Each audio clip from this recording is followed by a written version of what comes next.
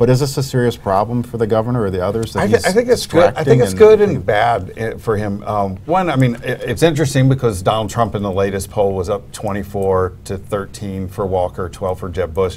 How much do you believe that, though? Do you really believe he's up But there? I think what's believable is that 50 to 60% of the people polled said they would not vote for him under any circumstance. So, but the good thing for him is all of this attention on Trump means less attention and focus on Scott Walker. And he's had some problems. This Weedick stuff doesn't go national right now because of the attention there.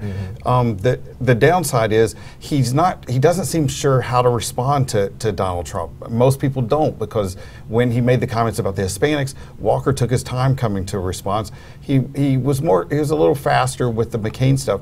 But the important thing to remember is Donald Trump's just not another presidential candidate in this race with Scott Walker. He's also a big-time donor. He gave $10,000 to Walker last June. He maxed out on his donation. Walker's not inclined usually to rip on his big donors. Yeah, well, Patrick, and the other factor too for Trump, it's been mentioned that if he doesn't get the Republican nod, maybe he goes independent. I mean, is he a bigger problem for Republicans that he's running as a Republican, or that he might run as an independent?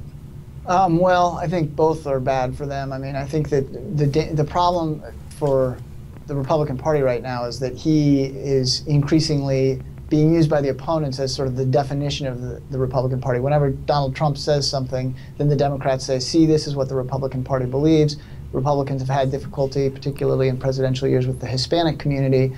So that's a problem for them. And I think that, you know, Walker is, the hardline stance that he's taking on immigration is maybe not helpful to have Trump out there saying the things he's saying. I think the thing to look for is August 6th. That's the first debate. Yeah. And Walker is, I would say, having watched all of his debates over the last 5 or 6 years, and in some cases repeatedly, he's an average debater. He's not going to surprise anybody. He tries to play it safe. But with Donald Trump, you don't know what he's going to say, so it's hard to plan for what he's going to say. So it could be something that he does okay on, but given his tendencies, I'm going to guess that it's going to be Lindsey Graham and Rick Perry who are going to be more aggressive than Scott Walker in attacking Donald Trump.